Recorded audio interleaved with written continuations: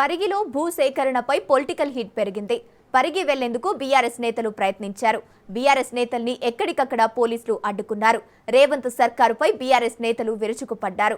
ప్రజాస్వామ్యాన్ని రేవంత్ ప్రభుత్వం కూనీ చేస్తోందని మండిపడ్డారు.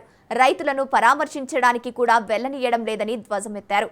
రేవంత్ పాలన రాక్షస పాలనను తలపిస్తోందంటున్న మాజీ మంత్రి సబితా ఇంద్రారెడ్డితో మా ప్రతినిధి సైదులు ఫేస్ టు ఫేస్. దానికి బయలుదేరుతున్నటువంటి మాజీ మంత్రి డిప్యూటీ ఫ్లోడర్ హరీష్ రావుని హౌస్ అరెస్ట్ చేశారు. సో ఇప్పుడు హౌస్ అరెస్ట్ నుంచి ఆయన పరిగి నియోజకవర్గానికి బయలుదేరుతున్నారు. సో బయలుదేరుతున్నారు ఏంటి మేడం, అక్కడ పరిస్థితి ఏంటి? ఎస్సీ ఎస్టీ భూములు లాక్కుంటున్నారు అంటున్నారు కదా, ఏంటంటే రాత్రి నుండి పోలీసు వాళ్ళు అక్కడ ఉన్న రైతులందరినీ ఇబ్బంది పెట్టడం, చిన్న మీటింగ్ పెట్టొద్దు, కలవద్దు, కొన్ని పర్మిషన్ కోసం అడిగితే పర్మిషన్ ఇవ్వలేదు. అక్కడ ఉన్న మా ఎమ్మెల్యేలందరినీ ఎక్స్ ఎమ్మెల్యేలందరినీ కూడా అరెస్ట్ చేసి ఒక్కొక్క పోలీస్ స్టేషన్ తిప్పుతా ఉన్నారు. ఈరోజు మహేశ్వర్ రెడ్డి గారిని దారూరుకి వెళ్ళి ఈరోజు బంటారం ఇప్పుడు అక్కడ నుండి ఎక్కడ షిఫ్ట్ చేస్తారో తెలియదు. ఉదయం నుండి నన్ను కానీ హరీష్ రావు గారిని కానీ మిగతా దగ్గర అందరి దగ్గర నరేందర్ రెడ్డి ఎక్స్ ఎమ్మెల్యే అందరినీ కూడా అరెస్ట్ చేస్తుండ్రు, హౌస్ అరెస్ట్. మేము ఏమంటున్నాము, నిన్ననే ముఖ్యమంత్రి గారు మాట్లాడారు, మేము చాలా స్వతంత్రం ఇచ్చాం, మేము ఎవరిని అరెస్ట్ చేయట్లేదు, ప్రతిపక్షాలలో కూడా మేము ఏమనట్లేదని. 24 గంటలు గడవక ముందే మాట ఒకటి చేతలు ఒకటి అని చూపిస్తూ ఉన్నారు.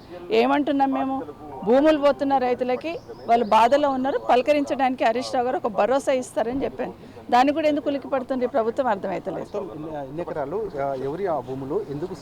1200 ఎకరాలు ఇండస్ట్రియల్ పార్క్ అని 1200 ఎకరాలు సేకరిస్తారు. అందరు సాగులో ఉన్నాయి, అందరు వ్యవసాయం చేస్తారు.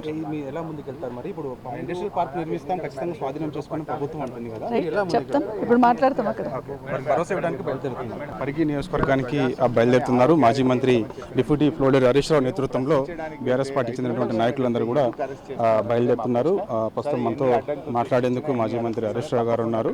హరీష్ రావు గారితో మాట్లాడే మంత్రి హరీష్ రావు నేతృత్వంలో బీఆర్ఎస్ నేతలందరూ కూడా వెళ్తున్నారు. సో అక్కడ పరిగి నియోజకవర్గంలో ఇండస్ట్రియల్ పార్క్ పేరిట ప్రభుత్వం దాదాపుగా 1200 ఎకరాల భూముల్ని స్వాధీనం చేసుకోవాలని చూస్తుంది.